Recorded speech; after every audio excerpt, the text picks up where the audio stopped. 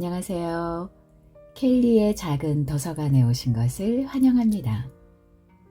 오늘은 남유아 작가의 국립존엄보장센터를 소개해 드리겠습니다. 생존세를 납부하지 못한 사람들이 국가에 의해 존엄한 마무리를 제공받는 사회를 배경으로 한 이야기입니다. 생존세를 내지 못하면 죽어야 하는 세상. 글쎄요, 소설이지만 마냥 허구는 아니라는 생각에 좀 씁쓸해집니다. 남유아 작가의 국립존엄보장센터 이야기 들어보시죠.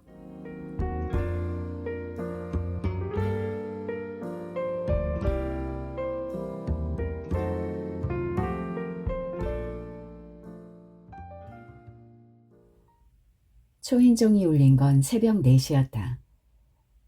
현관 앞에는 두 남자가 서 있었다. 주름 하나 없이 반들반들한 회색 유니폼을 입은 젊은 남자들이었다. 쌍둥이라고 해도 될 만큼 비슷한 체형과 생김새에 그들을 구분해주는 건 선글라스였다. 둘 중 턱이 조금 더 뾰족한 쪽이 선글라스를 쓰고 있었다. 나는 낡은 천가방을 들고 그들을 따라 다가구 주택 계단을 내려갔다. 어젯밤 겨울을 재촉하는 비가 내려서인지 건물 밖으로 이어진 철제 계단이 미끄러웠다. 난간을 붙들고 조심조심 내려오는데 겨우 하루 더 살자고 버둥거리는 내 꼴이 우습게 느껴졌다. 그러면서도 굽은 등과 바짝 힘이 들어간 무릎은 좀처럼 펴지지 않았다. 집 앞에는 고급스러워 보이는 검정 세단이 주차되어 있었다. 차 옆면을 가로질러 쓰여있는 국립존엄보장센터라는 붉은 글씨가 눈에 들어왔다. 선글라스가 운전석에 앉아 맨눈은 머뭇거리는 내게 뒷문을 열어주고 조수석에 앉았다. 뒷좌석은 푹신하고 부드러웠지만 가죽 시트 냄새에 어쩌녁부터 먹은 것 없는 빈속이 울렁거렸다. 신물이 넘어올 것 같아 가슴을 연신 쓸어내렸더니 맨눈이 나를 흘끔 돌아보며 긴장 푸세요 할머니 라고 말했다. 선글라스도 룸미러로 나를 슬쩍 보더니 라디오를 틀었다. 클래식 채널인지 핸델의 사라방드가 흘러나왔다. 그제야 나는 울렁거리는 속을 가라앉히고 의자에 등을 기댄 채 숨을 깊게 들이마셨다. 어젯밤 종이상자 몇 개를 주워들고 집에 돌아오니 현관에 노란 경고장이 붙어 있었다. 며칠 전 옆집에 붙어 있던 경고장과 똑같았다. 생존세 체납에 따른 최종 경고문. 올게 왔구나. 더 이상 버티다간 옆집 김씨처럼 억지로 끌려가 센터에서 제공하는 혜택도 못 받고 죽어야 할 것이다. 문 앞에 선 채로 노란 종이를 한참이나 노려보다가 자진 신고라는 존엄한 방법을 선택하기로 했다. 경고장을 뜯어 방으로 들어와 하단에 큼직하게 적힌 11자리 번호로 전화를 걸었다. 벨이 울리기도 전에 ARS로 연결되었다.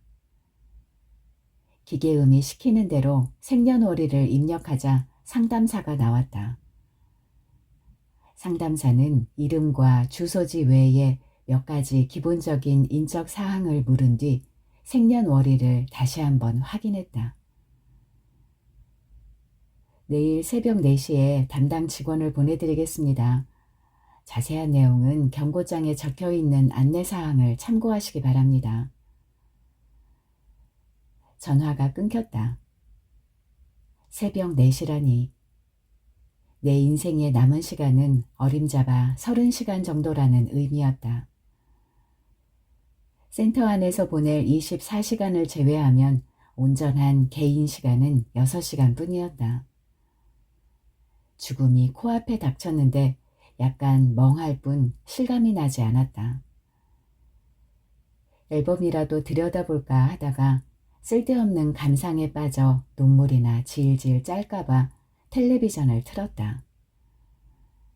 뭐가 잘못됐는지 사람들이 전부 노란색으로 보이는 낡은 텔레비전에서는 이름도 없는 애들이 잔뜩 나와 요리를 하며 웃고 떠들어댔다. 채널을 돌려봐도 내게는 소음으로 느껴지는 프로그램들 뿐이었다. 나는 텔레비전을 끄고 침대에 누웠다. 귀퉁이가 뜯어져 퍼석퍼석한 스펀지가 비어져 나온 침대에서는 내가 몸을 틀 때마다 한 박자 늦게 삐걱거리는 소리가 났다. 도착했습니다. 낯선 남자의 목소리에 눈을 떴다. 잠을 설친 탓에 깜빡 졸았던 것 같다. 내가 있는 곳이 센터가 보내준 차 안이라는 걸 알기까지 아주 잠깐의 공백이 있었다. 요즘 들어 이런 짧은 공백이 신경 쓰일 정도로 잦아졌다.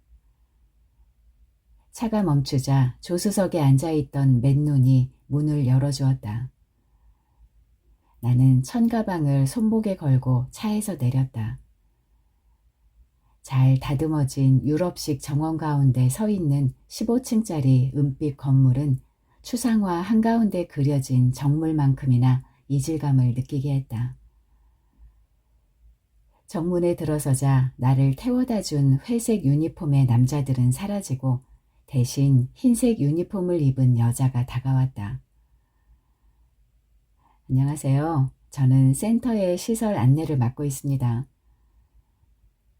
여자가 공손하게 허리를 굽혀 인사하고는 내 팔목에 타이머를 채워주었다. 24에서 시작한 타이머는 손목에 채워진 순간부터 23시 59분 59초로 카운트다운을 시작했다. 어르신이 사용하실 방으로 모시겠습니다. 여자를 따라 엘리베이터를 탔다. 여자는 7층을 누르고는 내게 카드키를 건넸다. 704호. 내 인생의 마지막을 보낼 방이었다. 방에 들어가시면 센터 안내장과 갈아입으실 옷이 준비되어 있습니다. 시설 이용은 24시간 가능하고 오전 7시에는 교육이 있을 예정이니 10분 전까지 1층 강당으로 가시면 됩니다. 그럼 남은 시간 즐겁게 보내시기 바랍니다.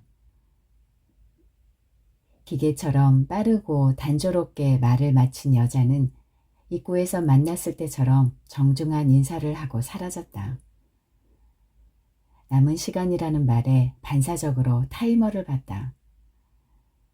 겨우 2분 남짓한 시간이 지났을 뿐이었다. 나는 입고 간 옷을 벗고 침대 위에 놓여있는 오렌지색 상하이를 입었다. 언뜻 보기에는 깔끔해 보였지만 여러 번 세탁한 듯 옷깃의 색이 발해 있었다. 바지 허리에는 고무줄이 들어있었고 브이넥으로 바진 윗도리는 가운처럼 허리를 묶는 형태였다. 왼쪽 가슴에는 704호라는 방 번호가 남색으로 박음질되어 있었다. 이곳에 있는 동안 나는 이름이 아닌 704호로 불릴 것이다. 방 안은 크기나 구조가 비즈니스 호텔과 비슷했다. 작은 라운드 테이블과 거울, 책상, 침대, 미니 냉장고, 벽걸이 텔레비전이 있었고 침대 옆에는 협탁이, 협탁 위에는 스탠드가 놓여 있었다. 팔도 제대로 뻗을 수 없는 좁은 화장실에는 미니 욕조와 세면대, 변기가 기적적으로 들어 있었다. 나는 침대에 걸터 앉았다. 새벽부터 차를 타고 온지라 푹신한 침대에 눕고 싶은 마음이 간절했지만 어차피 내일이 되면 날이 밝기도 전에 영원한 잠을 자게 될 터였다. 나는 가능한 한 많이 센터의 시설들을 즐기기로 하고 안내장을 훑어봤다. 1층, 안내데스크, 강당, 직원 사무실. 2층, 식당, 카페, 바. 3층 노인을 위한 맞춤형 피트니스 센터. 먼저 2층에 있는 카페에 가기로 했다. 카페는 호텔 로비 라운지처럼 널찍하고 고급스러운 분위기였지만 눅눅한 곰팡이 냄새가 희미하게 나는 것 같았다. 나는 아메리카노를 주문하고 창가 자리에 앉았다. 창밖으로 보이는 정원의 풍경은 완벽했다. 잘 차려놓은 밥상처럼 정갈하게 배치된 나무들은 초겨울 햇살 아래 선명한 녹색으로 빛났다. 가만히 보고 있자니 다듬어진 모양이 지나치게 인위적이라 플라스틱같이 보이기도 했다. 방금 만든 당근 케이크입니다. 드셔보시라고 가져왔어요. 카페 직원이 가져다 준 쟁반 위에는 아메리카노와 내가 주문하지도 않은 조각 케이크가 놓여 있었다. 나는 감사의 의미로 주름진 이빨을 살짝 끌어당겼다. 어차피 센터 안에서의 모든 시설 이용은 무료였다. 포트메리온 풍의 커피잔을 들고 뜨거운 커피로 입술을 축였다.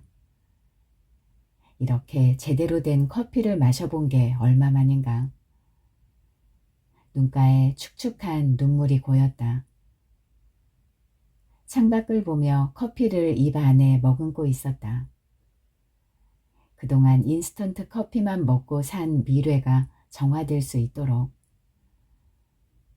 당근 케이크에는 손도 대지 않았다.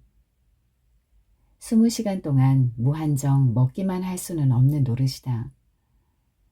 게다가 내 위의 용량은 그다지 크지 않다.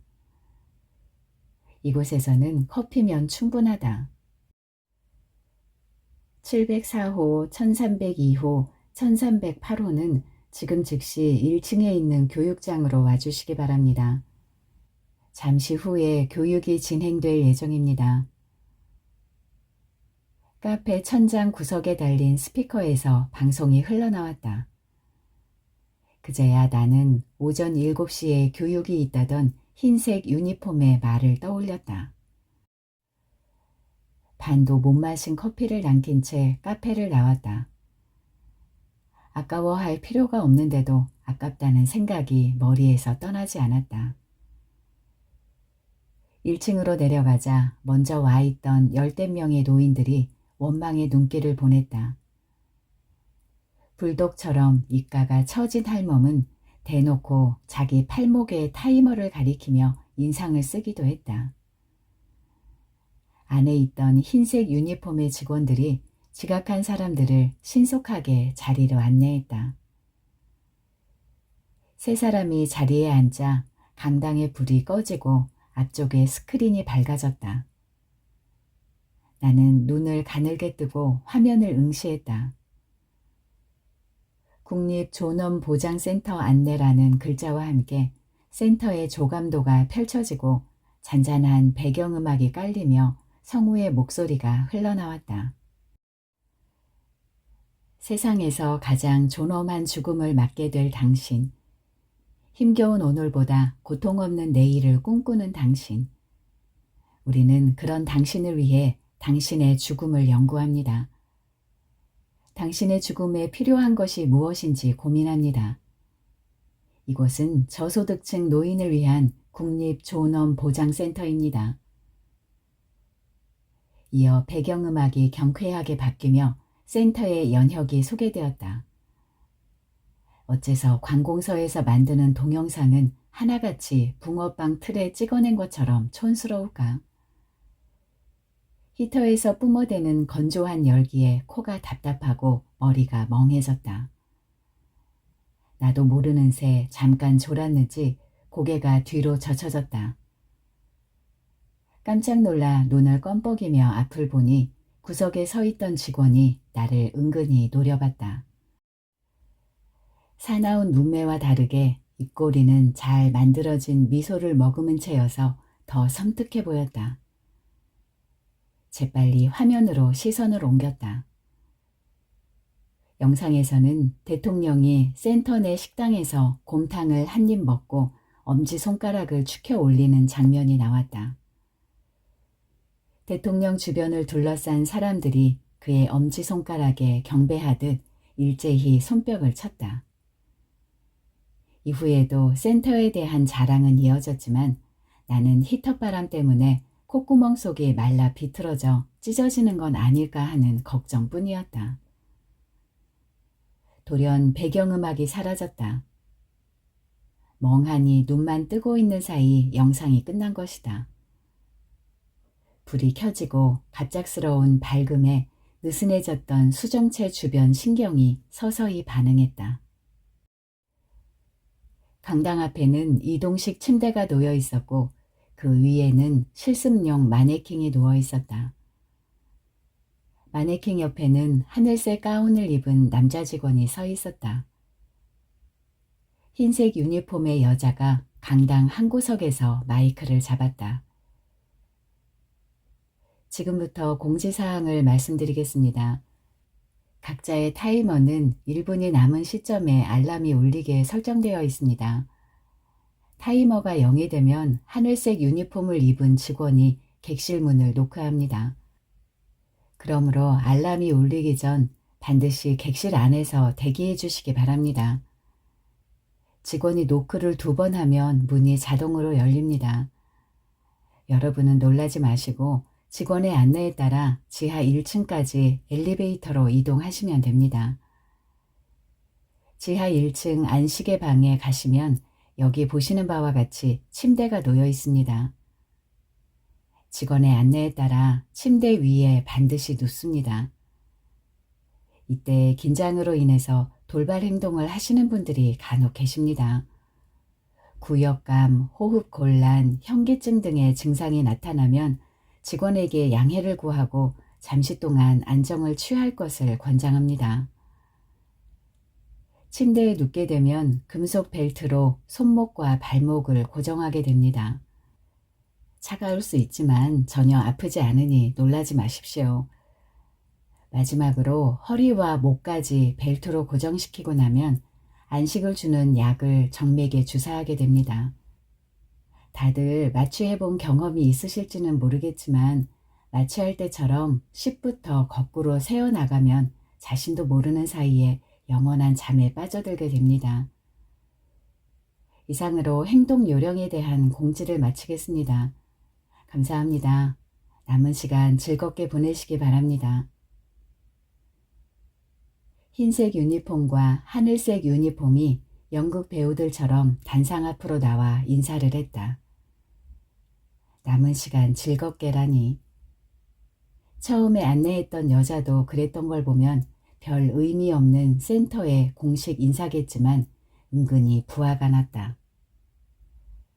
자리에서 일어나자 굳었던 무릎에 통증이 왔다. 오른쪽 다리를 절뚝거리며 강당을 나오는데 배에서 꾸르륵 하는 소리가 들렸다. 오랜만에 프렌치 레스토랑에 가서 크루아상에 어니언 수프라도 먹을까 했지만 아침부터 밀가루를 먹으면 속이 부대낄 것 같아 한식당으로 향했다. 날씨도 쌀쌀해졌는데 대통령이 먹었던 곰탕이나 먹을 요량이었다. 아이고 여사님, 여기서 또 뵙네요. 식당에서 곰탕을 먹고 있는데 정수리가 벌겋게 드러난 영감이 내 앞에 와서 말했다. 가슴을 보니 1408호라고 쓰여 있었다. 여사님은 이런 데 오실 분이 아닌 것 같은데. 1408호가 듬성듬성 빠진 이를 드러내며 웃었다. 상한 생선처럼 비릿한 입냄새가 확 풍겨왔다. 나는 불편한 기색을 감추지 않으며 말했다. 이런 데 올 사람이 뭐 따로 있나요? 하기야, 나도 이렇게 될 줄은 몰랐다오. 단추를 박아놓은 것처럼 옹색한 눈, 왼쪽으로 빼뚜름하게 휘어진 코, 절지동물처럼 주름 잡힌 입술. 아무리 좋게 봐주려고 해도 1408호는 이렇게 될 수밖에 없는 관상이었다. 대놓고 싫은 기색을 보이며 무시했는데도 그는 눈치 없이 내 앞자리에 앉았다. 오늘은 내 인생의 마지막 날이다. 아름다운 것만 보기에도 시간은 턱없이 부족하다. 입맛이 없네요. 나는 뚝배기에 숟가락을 꽂아준 채 자리에서 일어났다. 음식을 남기고 나오는 것도 한 번이 어렵지 여기 있는 동안 나는 즐겁게 지낼 권리가 있었다. 레스토랑의 모든 메뉴를 시켜 맛만 보고 고스란히 남긴다 해도 나를 질책할 사람은 없다. 대각선 방향에 앉아있던 베레모를 쓴 영감이 나와 눈을 맞추며 일어나더니 레스토랑 문을 열어줬다. 가슴에는 909호라는 숫자가 새겨져 있었다. 내가 가볍게 고개 숙여 인사하자 웃음으로 화답하며 말을 건넸다. 햇살도 좋은데 산책이나 하실까요? 이 사람이라면 말이 통할 것 같은 느낌이었다.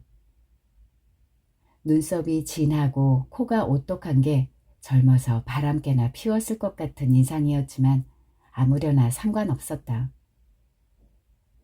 밖에 나가니 쌀쌀한 바람이 몸을 휘감고 지나갔다. 감기에 걸리려면 걸리라지. 커피를 마시며 내려다봤던 플라스틱 나무들이 플라스틱 향을 풍기는 것 같았다. 아깝네요. 909호가 나를 보며 말했다. 나는 고개를 옆으로 기울이며 그를 쳐다봤다. 이렇게 고우신 분이 아까워요.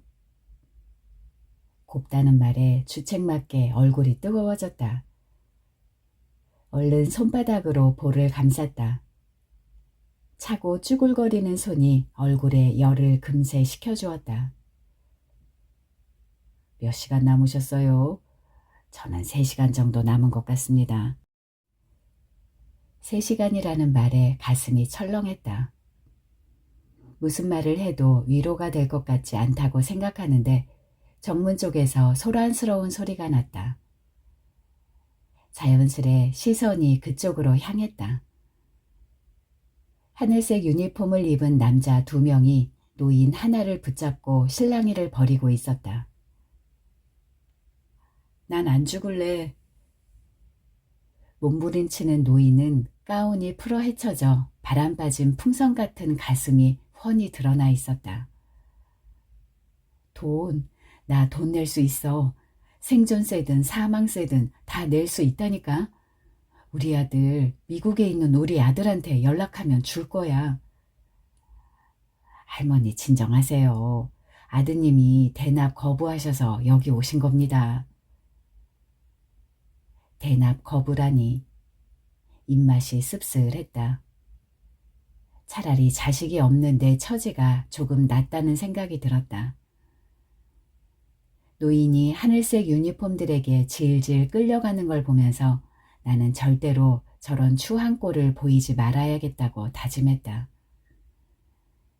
그런데 노인 왼쪽에 있는 직원의 바짓단에 젓갈색 얼룩이 묻어 있었다. 순간 피를 흘렸나 했는데 다친 데는 없어 보였다. 한눈에 보기에도 그 얼룩은 안에서 배어나왔다기보다 밖에서 튄 것 같았다. 커피겠지. 커피라고 하기에는 너무 붉었지만 그냥 그렇게 생각하기로 했다. 딱히 중요한 일도 아닌데 괜히 신경이 쓰였다. 뭘 그렇게 보세요? 노인이 끌려나가는 걸 보며 끌끌 혀를 차던 909호가 물었다. 나는 아무것도 아니라며 고개를 저었다. 909호가 한숨 섞인 말을 이었다. 생존세가 뭔지. 저 젊었을 때부터 저출생 고령화 문제가 심각하긴 했지만 돈이 없다고 죽어야 하는 세상이 올 줄은 몰랐습니다. 그려. 글쎄요. 그래도 전 나쁘지만은 않은 것 같아요. 어차피 더 산다고 좋은 꼴 볼 수 있는 것도 아니고 주사 한 방에 편하게 죽으니까 고통스러울 일도 없고 주사 한 방이 아니라면 어떡하시겠어요? 909호는 누가 옆에 있기라도 한 것처럼 목소리를 낮춰 말했다. 무슨 말씀인지? 파충류의 눈알 같은 그 황록색 액체가 사람들이 생각하는 것처럼 잠들듯 편하게 죽여주는 약이 아닐 수도 있다는 얘기입니다. 한간에는 흉흉한 소문도 돌고요. 소문이요? 국립존엄보장센터가 아니라 국립장기매매센터라고. 여기 온 노인들을 해부해서 멀쩡한 장기를 중국에 팔고 있단 소문 말입니다. 설마요. 하루 이틀 있었던 법도 아니고 생존세가 시행된 지 30년이 넘었는데 그런 일이 있었다면 벌써 문제가 되지 않을까요?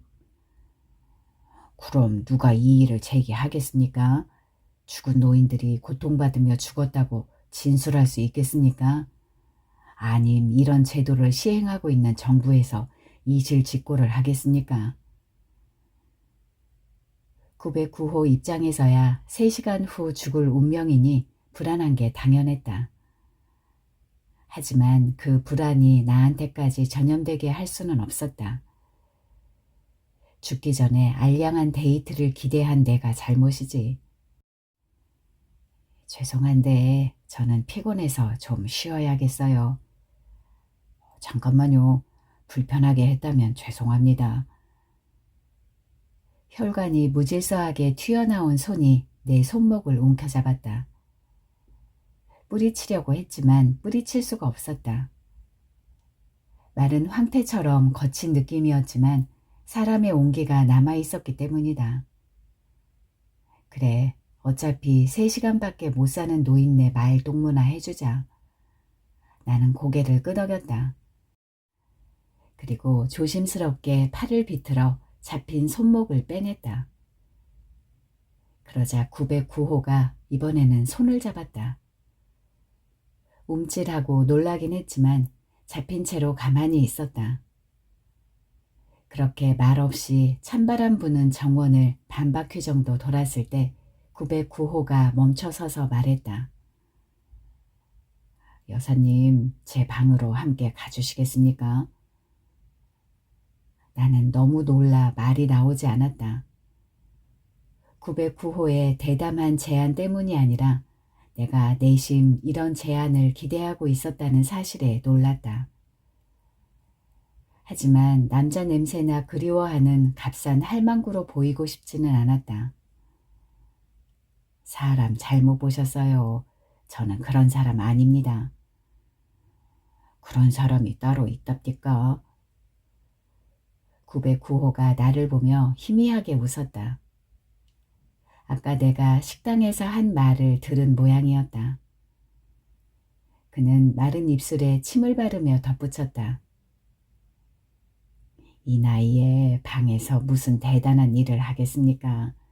그저 죽기 전에 이런 분을 만난 것도 복이니 아무 방해꾼이 없는 데서 말씀이나 나누고 싶어서 그렇습니다.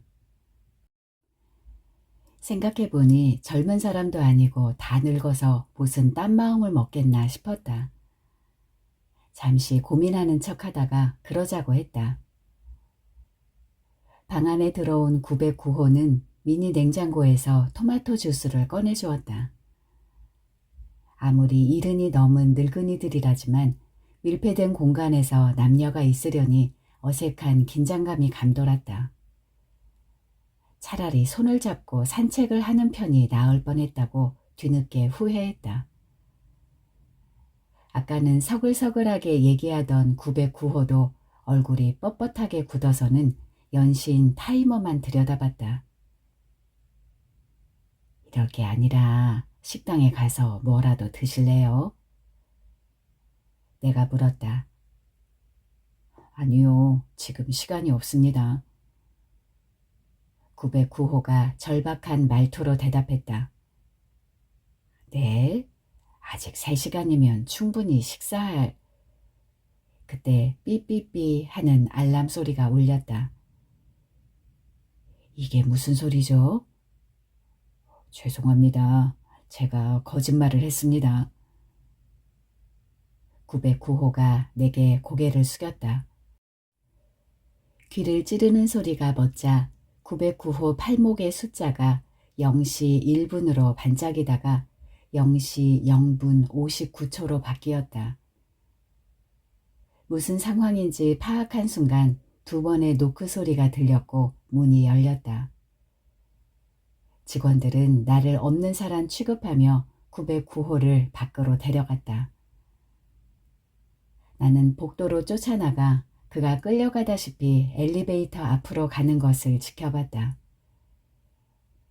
엘리베이터 문이 열릴 때 909호가 소리쳤다. 제 이름은 전형준입니다. 제 이름을 기억해 주세요. 909호는, 아니 전형준은 자신의 이름을 남기고 사라졌다.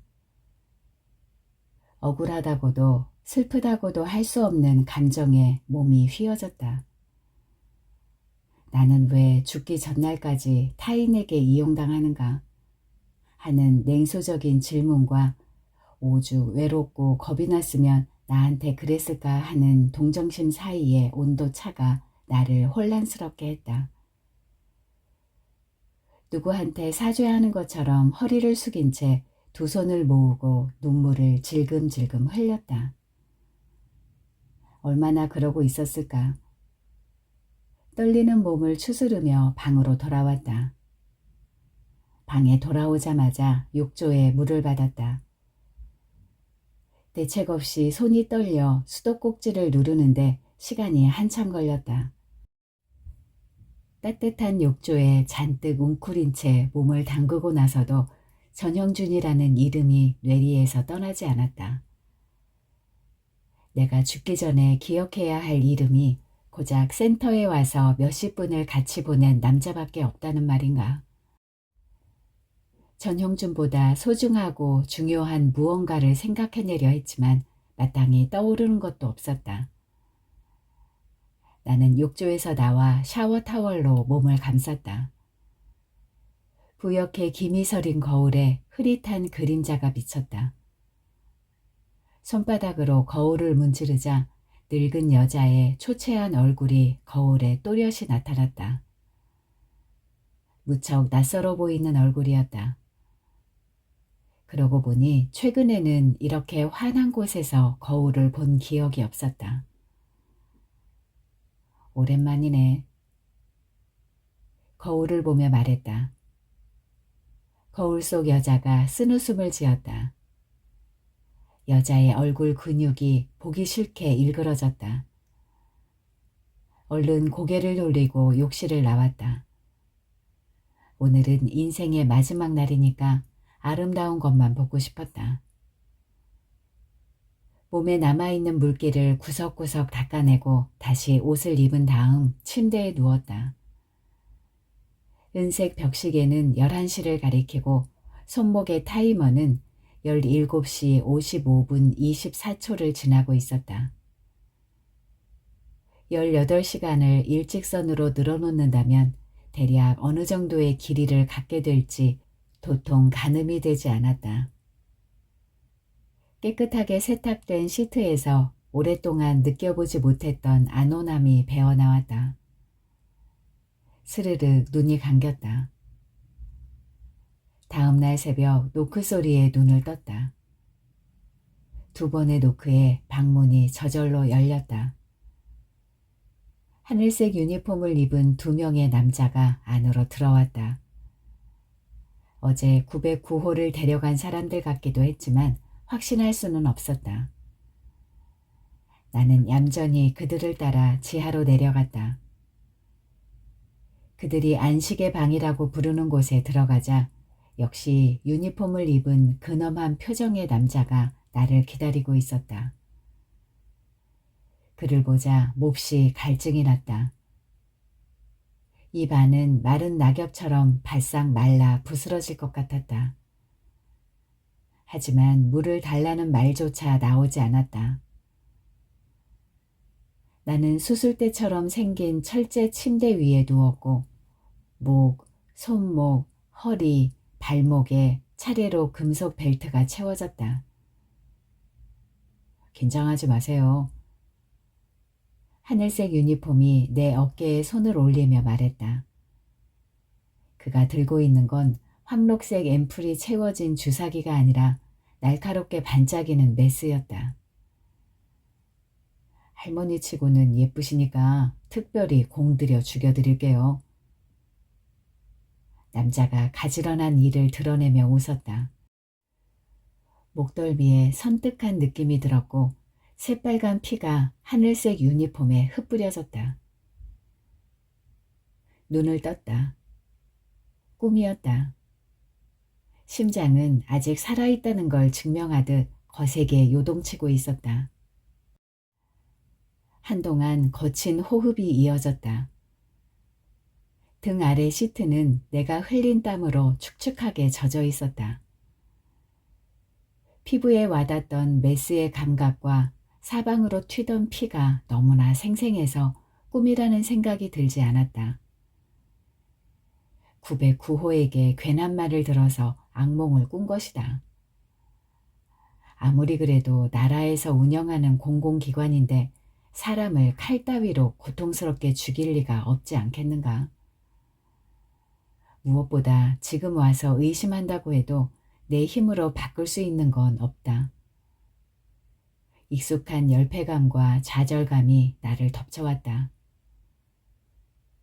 소리를 지르고 싶었지만 입술 안쪽을 씹으며 참았다.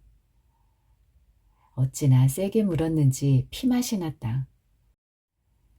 문득 정신을 차리고 보니 손톱으로 침대 시트를 쥐어뜯고 있었다. 방 안에 있다가는 죽기 전에 정신이 이상해질 것 같아 주머니에 안내장을 접어넣고 밖으로 나왔다. 센터를 천천히 둘러볼 생각이었다. 입맛은 전혀 없으니 2층 식당가는 건너뛰기로 하고 3층에 있는 피트니스 센터로 갔다. 운동하는 사람은 아무도 없었다. 나는 러닝머신 앞으로 갔다. 30년 전 주상복합 아파트의 피트니스 센터에 있던 것과 같은 모델이었다. 아마 센터를 설립할 때 들여놓고 그대로 방치한 거겠지. 애당초 죽을 날을 하루 앞둔 노인 중에 운동할 사람이 있다고 생각하고 이런 공간을 배치한 걸까? 진심으로 궁금했다. 나라도 멍청한 그네들의 기대에 부응해야겠다는 생각에 러닝머신 위에 올라갔다. 3km for H라고 쓰여있는 버튼을 눌렀다. 늙은 말처럼 힘없는 소리를 내며 러닝머신이 작동하기 시작했다. 조금 걸었는데도 숨이 가빠졌다. 겨드랑이에는 땀이 차올랐다. 두근두근 심장이 뛰었다. 그러자 점점 42의 나로 돌아가는 기분이 들었다. 시속 6.5km의 속도를 맞추고 신형 워킹 슈즈를 신고 힘차게 팔을 흔들며 빠른 걸음으로 걷던 내 모습이 생생하게 되살아났다. 귀밑머리를 타고 흐르던 땀방울과 걸을 때마다 찰랑찰랑 흔들리던 포니테일까지. 움푹 꺼진 볼을 타고 눈물이 흘렀다. 나는 스탑 버튼을 누르고 러닝머신에서 내려왔다. 그러다 현기증이 나는 바람에 그 자리에 주저앉았다. 손바닥으로 닦아내도 눈물은 쉽사리 멈추지 않았다. 어느 정도 진정이 되고 나서 5층으로 올라갔다. 공연장에서 음악이나 들을 생각이었다. 그런데 공연장 문은 굳게 닫혀 있었고 그 앞에는 콘서트홀 공연 없음이라는 표지판이 서 있었다. 아크릴판 사이에 끼워진 종이는 써놓은 지 오래된 것처럼 누렇게 색이 바랜 상태였다.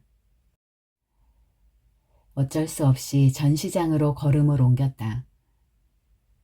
30평 정도의 아담한 전시장에는 고흐의 별이 빛나는 밤에와 해바라기, 클림트의 키스, 모네의 수련, 뭉크의 절규, 샤갈의 푸른빛의 서커스 등 이름만 들어도 알만한 그림들의 모조품이 맥락없이 전시되어 있었다.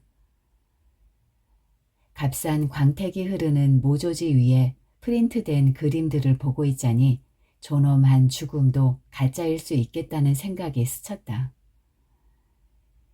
기분이 나빠져서 서둘러 전시장을 나왔다. 이제 내게 남은 시간은 15시간이었다. 나는 주머니에 있던 안내장을 펼쳤다. 그럴듯하게 사진까지 박아놨지만 카페나 식당 말고는 내가 본 게 전부였다. 헛웃음이 나왔다. 이럴 바에야 남은 시간 동안 마음 졸이며 죽음을 기다리느니 빨리 죽는 편이 나을 것 같았다. 1층 안내데스크로 내려갔다. 안내데스크에는 2명의 여직원이 승무원처럼 단정하게 머리를 올리고 앉아 있었다. 얼굴이 보름달처럼 둥글고 순한 인상 쪽으로 다가가다가 주춤했다. 잘하는 짓인지 확신이 들지 않았다. 나는 인생의 중요한 갈림길에서 올바른 선택을 한 적이 거의 없었다. 머뭇거리고 있는데 보름달이 자리에서 일어나 내게 다가왔다. 704호님 무슨 일 있으세요? 아니요, 아무것도. 필요하신 사항이 있으시면 언제든지 말씀해 주세요. 어정쩡한 인사를 하고 돌아서는데 뒤통수에 틀에 박힌 인사가 박혔다. 그럼 남은 시간 즐겁게 보내시기 바랍니다. 그 순간이었다. 나는 이곳에서 남은 시간은 절대로 즐거울 수 없다고 확신했다. 다시 뒤를 돌아 안내데스크에 바짝 다가섰다. 저 사실은 이걸 좀 앞당길 수 있나 해서요. 타이머를 가리키며 말했다. 미쌤 말씀이시군요. 이쪽으로 오세요. 보름달이 금음달 같은 미소를 지으며 내 허리에 가볍게 손을 얹어 안내데스크로 이끌었다. 그러고는 방에 비치되어 있던 것과 같은 안내장을 펼쳐 보였다. 여기 보시면 리셋 방법이 설명되어 있는데요. 방에서 자동으로 설정하실 수 있습니다. 방 전화기의 9번을 누르시고 본인이 원하는 시각을 입력하신 다음에 별표를 누르시면 됩니다. 제가 직접 해야만 하나요? 죽을 시간을 앞당기고 싶긴 하지만 내 손으로 버튼을 누르는 건 또 다른 문제였다. 곤란한 표정이 얼굴에 드러났는지 보름달이 이해한다는 표정을 지으며 말했다. 물론 저희가 해드릴 수 있습니다. 원하시는 시간을 말씀해 주시겠어요? 아님 천천히 생각해 보시겠어요? 5분 후로 해주세요. 지금부터 5분 후 14시 29분 맞으십니까? 네. 그럼 그렇게 설정해 놓겠습니다. 혹시라도 5분 이내에 마음이 변하시면 바로 저희한테 와주시거나 전화기에서 0번을 누르고 리셋 취소하겠다고 말씀해 주세요. 704호님께서는 남은 시간을 자유롭게 보낼 권리가 있으시니까요. 나는 자유롭게라는 말의 모순을 지적하지 않았다. 그저 고개를 끄덕이고 뒤를 돌아서 여왕처럼 걷기 시작했다. 평생을 수동적으로 살아왔는데 마지막 순간만큼은 능동적으로 대응했으니 스스로 칭찬해 줄만 하다고 생각했다. 방으로 돌아와 물을 한 잔 마시고 거울을 보며 머리를 매만지는데 삐 하는 소리가 길게 울리며 타이머의 숫자가 전부 0이 되었다. 동시에 문 밖에서 노크 소리가 들렸다. 그들을 맞이하기 위해 침대에 앉아 등을 꼿꼿이 폈다. 나는 주사 한 방으로 죽을 것이다. 고통 없이 편안하게 마지막까지 존엄을 유지하며